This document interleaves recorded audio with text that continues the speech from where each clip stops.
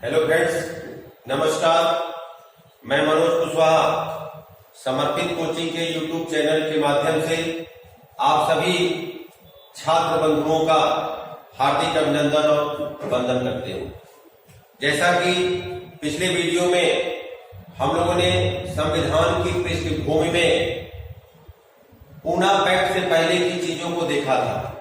आइए आज हम लोग पूना पैक्ट की चर्चा करेंगे और उससे आगे की सारे तथ्यों को पढ़ेंगे। मित्रों, आपसे एक रिक्वेस्ट है कि आप समर्पित कोचिंग के यूट्यूब चैनल को अधिक से अधिक सब्सक्राइब करें, लाइक करें और अपना सुझाव दें। हो सके तो आप अपने मित्रों के बीच इस वीडियो को शेयर भी करें। संविधान या जीएस का कोई भी हिस्सा पढ़ाने के लिए सब लोग पढ़ाते हैं, लेकिन मैं मनोज कुशवाहा ये विश्वास दिलाता हूं कि एक बार यदि आप हमसे जीएस में कोई भी पार्ट पढ़ लेंगे, ये मेरा दावा है, विश्वास है कि आपको कभी संविधान या इतिहास या भूगोल, अर्थव्यवस्था, साइंस या करंट अफेयर्स या मूल विधि कुछ भी आपको रखना नहीं पड़ेगा। सारी चीजें आप सुनेंगे और सब चीज आपको याद हो जाए। आइए देखते हैं। तो कल हमने चर्चा किया था कि 3 गोलमेज सम्मेलन हुआ और तीनों गोलमेज सम्मेलन में डॉक्टर अंबेडकर साहब निजी सदस्य के रूप में उपस्थित हुए थे, लेकिन गांधी जी द्वितीय गोलमेज सम्मेलन में भारतीय राष्ट्रीय कांग्रेस के प्रतिनिधि के रूप में उपस्थित हुए थे। मित्रों, एक प्रश्न पूछता है कि गांधी जी किस जहाज से लंदन गए थे और अंबेडकर साहब किस जहाज से लंदन गए थे? तो ध्यान दिया जाए, हम लोग रटते हैं और रटने वाली चीजें निश्चित है कि विस्मृत हो जाती हैं, भूल जाती हैं। लेकिन एक तरीका मैं बता दे रहा हूं, आप इस तरीका को सुन लेंगे, पूरा जीवन भर इस चीज को आप नहीं भूल सकते। जैसा कि आप जानते हैं कि अंबेडकर साहब का दिमाग एकदम तेज तलवार जैसे चलता था। एक बार यदि अंबेडकर साहब को सुन लेते थे तो उनके दिमाग में वो चीजें एकदम फिट हो जाती थी, वो कभी विस्मृत नहीं होती थी। कहने का मतलब कि अंबेडकर साहब का दिमाग एकदम तेज तलवार जैसे चलता था। तो यदि तेज तलवार जैसे अंबेडकर साहब का दिमाग चलता है, तो मित्रों, अंबेडकर साहब जिस जहाज से गए थे उस जहाज का नाम था एसएस तलवार। एसएस तलवार नामक जहाज से अंबेडकर साहब लंदन गोलमेज सम्मेलन में भाग लेने के लिए गए थे। अब प्रश्न बनता है कि गांधी जी किस जहाज से गए थे? तो ध्यान दिया जाए, गांधी जी एसएस राजपुताना,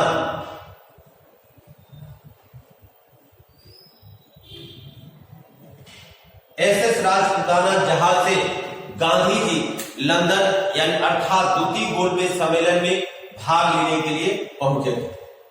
तो ये तो जहाजों से संबंधित प्रश्न है जो पूछा जाता है। अब ध्यान दिया जाए, जब तीसरा गोलमेज सम्मेलन हुआ और तीसरे गोलमेज सम्मेलन में रिजल्ट 0 आया, तब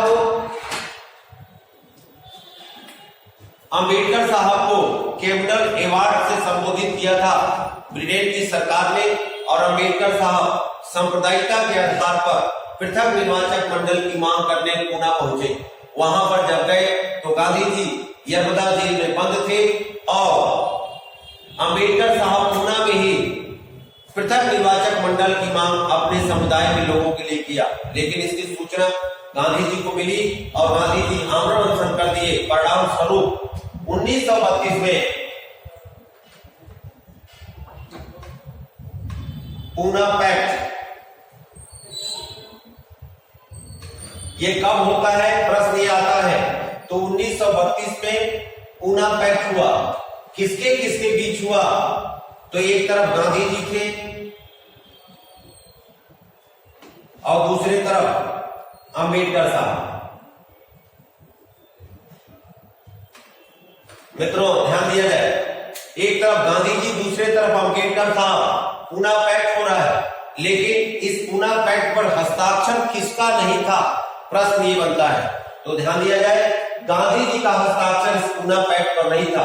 इस पूना पैक्ट पर हस्ताक्षर अंबेडकर साहब का और डॉक्टर राजेंद्र प्रसाद जी का और मदन मोहन मालवीय जी, यानी गांधी जी का हस्ताक्षर इस पूना पैक्ट में नहीं था।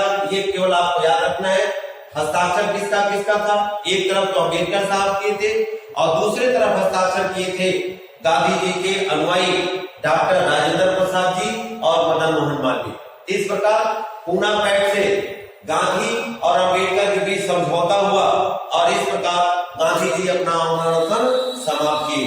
और जब आमरण अनशन समाप्त होता है तो ध्यान दिया जाए, अब देश की स्वतंत्रता की जो लड़ाई चल रही थी वो अम्बेडकर साहब और गांधी जी तथा सभी हमारे देश के जो राष्ट्रीय नेता थे वो इसे सुचारू रूप से जारी रखे।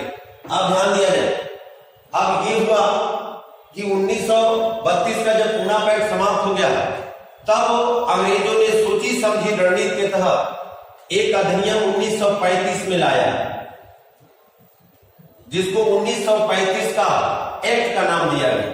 तो ये 1935 के एक्ट में जो भी देने का प्रयास किया, इसमें ध्यान दिया जाए, जब 1928 में मोतीलाल नेहरू ने नेहरू रिपोर्ट प्रस्तुत किया था तो भारत का संविधान का एक रूपरेखा ही था, लेकिन उसी संविधान के रूपरेखा को 1935 में लाया गया, लेकिन उसमें से मौलिक अधिकार निकाल दिया गया। इसलिए इस 1935 के एक्ट को कांग्रेस ने सिरे से नकार दिया। यानी 1935 का जो एक्ट आया था इसको भारतीय राष्ट्रीय कांग्रेस ने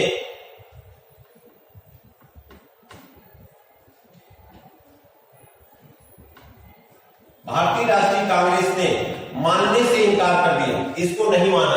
परिणाम स्वरूप अब अंग्रेजों को यह लगा कि जब ये लोग अपनी ही चीजों को नहीं मान रहे हैं तो कहीं ना कहीं अब धीरे धीरे अंग्रेज टूट रहे थे। यही कारण था कि जब अंग्रेजों को 1935 का एक्ट भारतीयों ने नहीं स्वीकार किया तब अंग्रेजों ने पुनः 1942 में, ध्यान दिया जाए, 1942 में क्रिप्स मिशन को भारत भेजा। स्टेपोर्ट क्रिप्स थे और इस प्रकार ये क्रिप्स मिशन भारत आया 1942 में। क्रिप्स मिशन भारत आया और क्रिप्स मिशन जब भारत आया तो गांधी जी चूंकि द्वितीय गोलमेज सम्मेलन में जो चीज लेकर गए थे, जो मांगना चाहते थे अंग्रेजों से, वो मिला नहीं। इसलिए गांधी जी ने स्पष्ट कहा कि अंग्रेजों के पास दिखाने के दांत दूसरे हैं और खाने के दांत दूसरे हैं, और गांधी जी ने अंग्रेजों की किसी भी सिद्धांत को मानने से इनकार कर दिया। यही कारण था कि 1942 के इस क्रिप्स मिशन जो सुझाव देने आया था भारतीय संविधान की विकास को लेकर, इसको गांधी जी ने मानने से इनकार कर दिया। और गांधी जी ने क्या कहा, इसको गांधी और नेहरू दोनों लोगों ने, गांधी जी ने और नेहरू जी ने,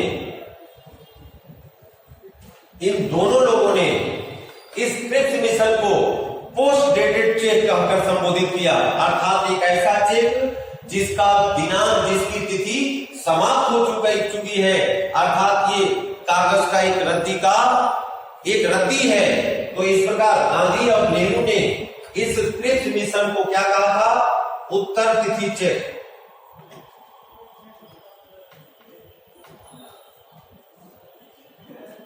इसका मतलब ये हुआ कि ऐसा चेक जिसका डेट बीत चुका है, ये पोस्ट डेटेड चेक है जिसका कोई मतलब नहीं होता है।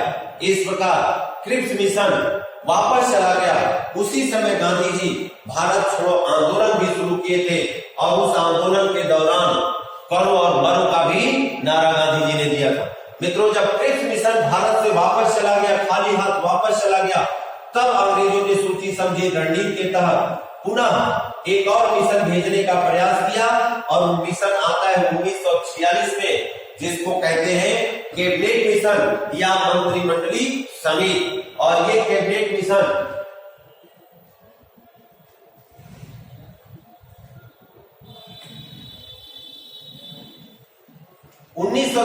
में भारत आता है और ये संविधान के निर्माण के लिए एक सुझाव देता है। और सुझाव क्या देता है कि यदि भारतीय लोग भारत का संविधान बनाना चाहते हैं तो सबसे पहले एक संविधान सभा का गठन करें। तो ये जो सुझाव देता है यानी कैबिनेट मिशन का जो सुझाव है, ये सुझाव है कि भारतीय संविधान सभा का निर्माण करने के लिए एक संविधान सभा होगी।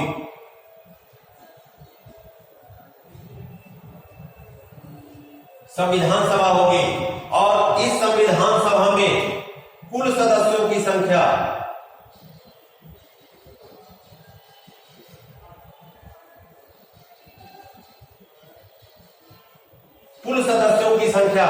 कितनी होगी? 389 होगी।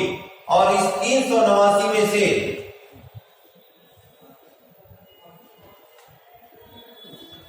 ब्रिटिश प्रांत से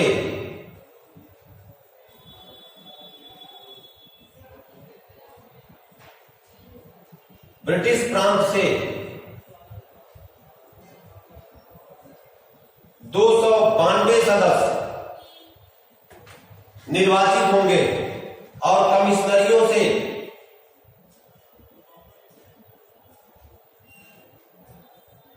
4 सदस्य लिए जाएंगे और देशी रियासत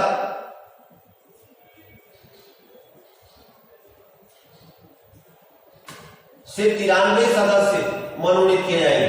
इस प्रकार ध्यान दिया जाए, इसने सुझाव दिया कि एक संविधान सभा होगी जिसमें कुल सदस्यों की संख्या 389 होगी, जिसमें से 292 सदस्य ब्रिटिश प्रांत से होंगे, 4 कमिश्नरियों से होंगे और 93 सदस्य देशी रियासत से होंगे।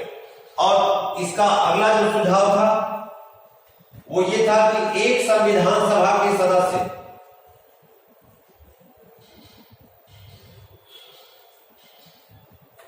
का सदस्य 10 लाख की आबादी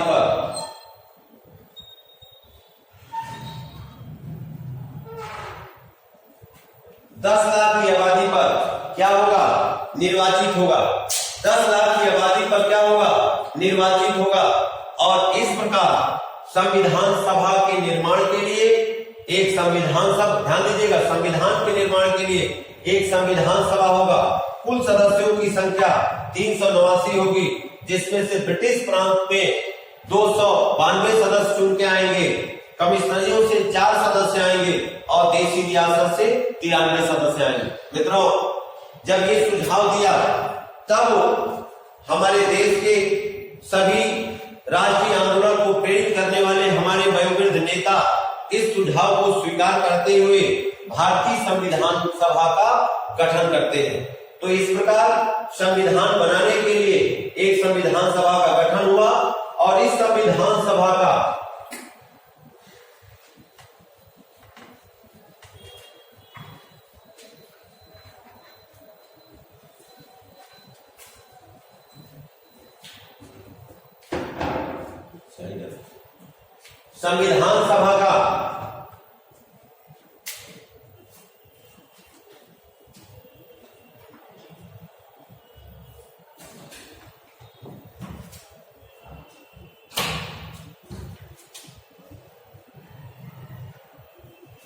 प्रथम बैठक, यानी जो संविधान सभा गठित हुई इसकी प्रथम बैठक हुई थी 9 दिसंबर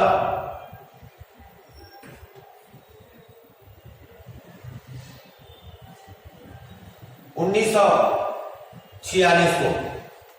ध्यान दिया जाए, और इस तिथि को संविधान सभा का इस अस्थायी अध्यक्ष बनाया गया था डॉक्टर सच्चिदानंद सिन्हा को। लेकिन 2 दिन बाद अर्थात 11 दिसंबर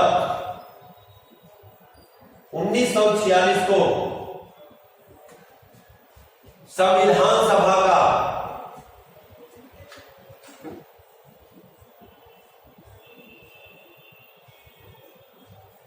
स्थायी अध्यक्ष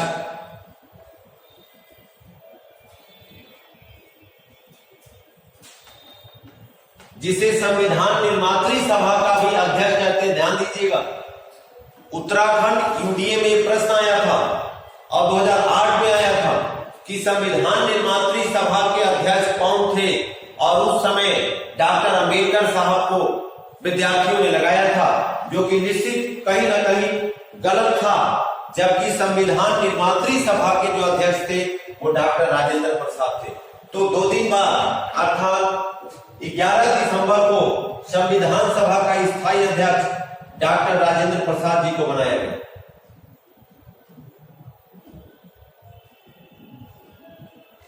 और संविधान सभा का उपाध्यक्ष डॉक्टर एच.सी. मुखर्जी को, हरिश्चंद्र मुखर्जी को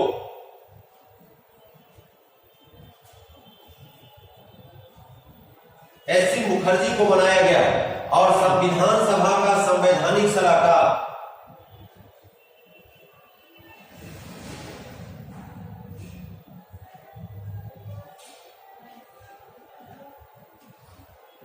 डॉक्टर बी.एन. राव को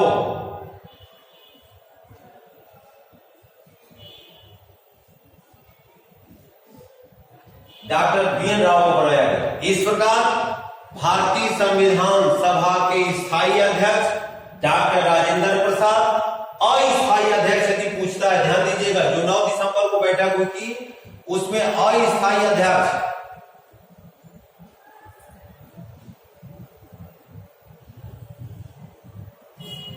डॉक्टर सत्यानंद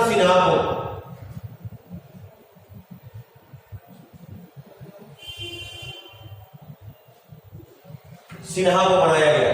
और इस प्रकार जब संविधान सभा की बैठक शुरू हुई, संविधान निर्मात्री सभा या संविधान सभा के स्थायी अध्यक्ष डॉक्टर राजेंद्र प्रसाद जी को बनाया गया, संविधान का उपाध्यक्ष डॉक्टर एच.सी. मुखर्जी को और संवैधानिक सलाहकार डॉक्टर बी.एन. राव को बनाया गया। तब इन लोगों ने अब संविधान भारत का कैसे निर्मित होगा, इसकी व्यवस्था के लिए इन लोगों ने एक प्रारूप समिति का गठन का प्रारूप तैयार किया, अर्थात संविधान बनाने के लिए एक समिति का गठन किया गया, जिसका नाम दिया गया प्रारूप समिति। इसे हम मसौदा समिति के भी नाम से जानते हैं। इसे अंग्रेजी में ड्राफ्टिंग कमेटी कहा जाता है। तो ध्यान दिया जाए मित्रों कि संविधान निर्माण के लिए जो समिति बनाई गई थी उसका नाम था प्रारूप समिति। और बहुत महत्वपूर्ण है, प्रारूप समिति से कई बार क्वेश्चन आता है। क्वेश्चन क्या आता है, पहले क्वेश्चन थोड़ा सुन लीजिए। क्वेश्चन आता है कि प्रारूप समिति का गठन कब हुआ था। 29 अगस्त 1947 को प्रारूप समिति का गठन किया गया था, जिसमें कुल सदस्यों की संख्या कितनी थी, 7 थी, जिसमें एक अध्यक्ष डॉक्टर बी.आर. अम्बेडकर साहब को प्रारूप समिति का, मसौदा समिति का अध्यक्ष बनाया गया था तथा 6 सदस्यों को उसका सदस्य बनाया गया था। लेकिन यदि प्रश्न पूछ ले कि इनमें से कौन प्रारूप समिति का सदस्य नहीं है, तो चूंकि दक्षिण भारत के लोग थे, नाम इन लोगों का बड़ा बड़ा है, इसलिए ये याद करना बड़ा मुश्किल हो जाता है। लेकिन केवल आप मेरे तरफ देखिए और मेरे तरफ देखेंगे, आपको पूरा का पूरा समिति, प्रारूप समिति के सदस्यों का नाम याद हो जाएगा। ध्यान दीजिए, ये मेरा केवल फोटो आप देखिए, ये कौन है, ये कृष्ण है। ये हिंदू धर्म में इस तरह बांसुरी बजाने वाले भगवान कृष्ण को संबोधित किया जाता है। तो जैसे कि हमने आपको बताया, केवल यही चित्र आप हमारा देखे रहेंगे। जैसा ये कौन है, ये कृष्ण है। तो ध्यान दीजिएगा, इसी कृष्ण पर सारे सदस्यों का नाम आपको मिल जाएगा। पढ़ाने के लिए सभी बहुत से लोग संविधान को पढ़ाते हैं, लेकिन मेरे प्रिय विद्यार्थी ये ध्यान दीजिएगा, यदि आपको परीक्षा में सारे क्वेश्चन करने हैं तो एक बार इस समर्पित कोचिंग के YouTube चैनल को मनोज कुशवाहा को सुन लीजिए। ये मेरा विश्वास है, ज्ञान पर कभी घमंड नहीं करता। ये मुझे विश्वास है कि जिस बच्चे को पढ़ने में भी मन नहीं लगता होगा, इस वीडियो को देखने के बाद उसके अंदर की आत्मा जाग उठेगी और निश्चित है कि उसका पढ़ाई में मन लग जाएगा। क्यों? क्योंकि पढ़ाने का जो तरीका है वो केवल ऐसा तरीका है कि आप देखते देखते सारी चीजें याद कर लेंगे। जैसे हमने आपको बताया कि प्रारूप समिति, जिसे हम मसौदा समिति भी कहते हैं, इसका गठन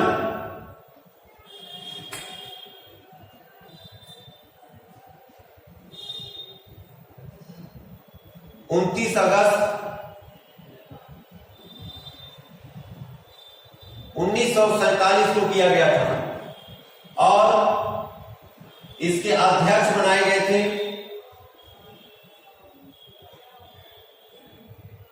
डॉक्टर बी.आर. अम्बेडकर साहब को।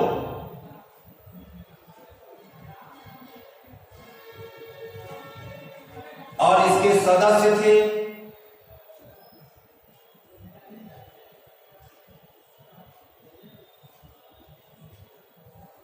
ध्यान दिया जाए तो सबको ये तो याद हो जाता है कि अध्यक्ष कौन है, ये सब लोग जानते हैं, लेकिन सदस्यों का नाम यदि पूछ लिया जाए कौन है तो बड़ी मुश्किल से लोग रट्टा मारते हैं, रटते हैं, लेकिन रटने वाली चीज स्थायी नहीं होती, वो भूल जाती है। इसलिए मित्रों केवल एक बार, जैसे हमने बताया कि ये कौन है, आप जानते हैं, सभी लोग जानते हैं, ये कृष्ण है। ध्यान दिया जाए तो पहला नाम मैंने क्या बताया, कृष्ण।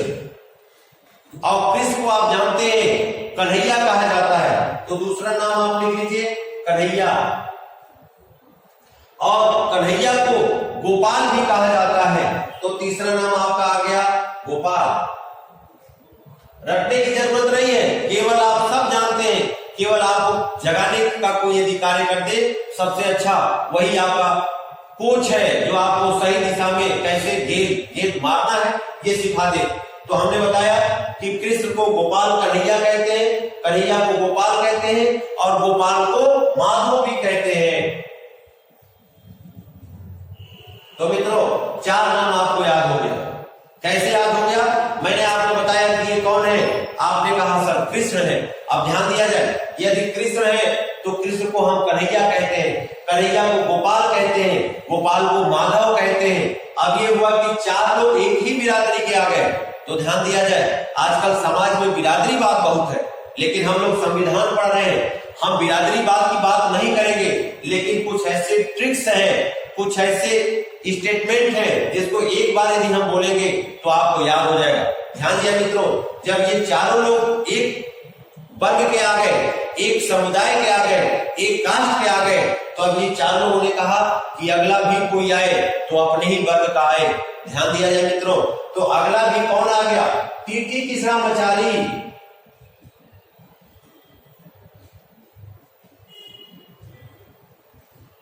यानी फिर देखिए कौन आ गया, फिर कृष्ण आ गया, अर्थात कृष्ण पहला, कन्हैया दूसरा, गोपाल तीसरा, माधव चौथा और पांचवा हो गया टीटी कृष्णामाचारी। अब ये कहा गया कि भारत क्या है, पंथ निरपेक्ष है। संविधान में धर्म निरपेक्ष शब्द का उल्लेख नहीं है, पंथ निरपेक्ष शब्द का उल्लेख है प्रस्तावना में। तो मुस्लिम भाई को ये लगेगा कि संविधान निर्माण के लिए जो प्रारूप समिति बनी है उसमें किसी भी मुसलमान को प्रतिनिधित्व नहीं दिया गया, इसलिए हमारे महापुरुषों ने प्रारूप समिति में एक मुसलमान भाई को रखा जिसका नाम था मोहम्मद सादुल्ला, एम सादुल्ला। तो अगला नाम एक और आ गया जिसका नाम था एम सादुल्ला। इस प्रकार मित्रों अब ध्यान दीजिएगा, इनका पूरा नाम मैं बताऊंगा, लेकिन आपको केवल याद रखना कृष्ण, कन्हैया, गोपाल, माधव, टीटी कृष्णामाचारी और एम सादुल्ला। अब इनका पूरा नाम सुनिए, इनका पूरा नाम है अल्लादी कृष्ण कुमार अय्यर। कौन इतना बड़ा नाम याद करेगा, लेकिन कृष्ण याद है तो आप मार लेंगे। दूसरा नाम है कन्हैया लाल बड़का लाल मुंशी। तीसरा नाम है गोपाल, ध्यान दीजिएगा, गोपाल स्वामी आयंगर, अलादी गोपाल स्वामी आयंगर, बहुत बड़ा नाम है, आपको याद रखना केवल गोपाल है। और चौथा नाम है एन माधवराव और पांचवा नाम है टीटी कृष्णामाचारी। मित्रों ध्यान दीजिएगा, जो कृष्णामाचारी आए थे इनके जगह पहले प्रारूप समिति में जो सदस्य थे डीपी खेतान साहब थे, लेकिन डीपी खेतान साहब का असामयिक निधन हो गया, जिसके कारण से टीटी कृष्णामाचारी साहब को प्रारूप समिति का सदस्य बनाया गया। और जो माधव साहब आए इनके जगह पहले जो थे उनका नाम था बी.एन. मित्तल साहब। अस्वस्थता के कारण इन्होंने त्याग पत्र दे दिया प्रारूप समिति से, इसलिए इनके जगह पर माधव साहब बुलाया गया। इस प्रकार प्रारूप समिति के सदस्यों ने, ध्यान दिया जाए, अंबेडकर साहब के नेतृत्व में भारत के संविधान को तैयार किया। और अम्बेडकर साहब, जैसा कि आप जानते हैं, मैंने आपको बताया कि अम्बेडकर साहब का दिमाग तेज तलवार जैसे काम करता था। अर्थात अम्बेडकर साहब जिस पानी के जहाज से आए थे, उस पानी का जहाज का नाम था SS तलवार। और इसी SS तलवार से अम्बेडकर साहब लंदन गोलमेज सम्मेलन में भाग लेने के लिए गए थे। ध्यान रहे मित्रों, अब अम्बेडकर साहब ने अपने सदस्यों के माध्यम से एक भारत का संविधान निर्मित किया और वो संविधान बनाने में 2 वर्ष 11 माह 18 दिन का समय लगा और लगभग 64 लाख रुपए खर्च हुए। और इस प्रकार हमारे प्रारूप समिति के अध्यक्ष डॉक्टर अम्बेडकर साहब ने भारतीय संविधान का रूपरेखा प्रस्तुत कर दिया। तो मित्रों, अब हम लोगों को ये पता चल गया कि भारत का संविधान प्रारूप समिति ने बनाकर तैयार कर दिया है। अब इस संविधान में है क्या, तो संविधान को 3 शीर्षकों के अंतर्गत हम पढ़ेंगे। संविधान में पहला शीर्षक होगा अनुसूची, दूसरा शीर्षक होगा भाग और तीसरा शीर्षक होगा अनुच्छेद। अर्थात पूरे संविधान को हम लोग अनुसूची, भाग और अनुच्छेद में पढ़ेंगे। और आपसे एक बार पुनः मनोज कुशवाहा रिक्वेस्ट करते हैं कि इस वीडियो को अधिक से अधिक शेयर करिए, इस चैनल को सब्सक्राइब करिए और यदि आपको अच्छा लगता है तो कमेंट जरूर करिए, क्योंकि आपके इस कमेंट को मनोज कुशवाहा बड़ी हृदय से पढ़ते हैं और जो भी चीज आप हमारे पास पहुंचाते हैं, मैं यदि मेरे अंदर कुछ कमियां हैं उसको भी आप लिखें ताकि मैं अपनी कमी को सुधार सकूं। इसी के साथ आप सभी को नमस्कार। फिर मिलते हैं हम लोग कल अगली वीडियो में। थैंक यू, धन्यवाद।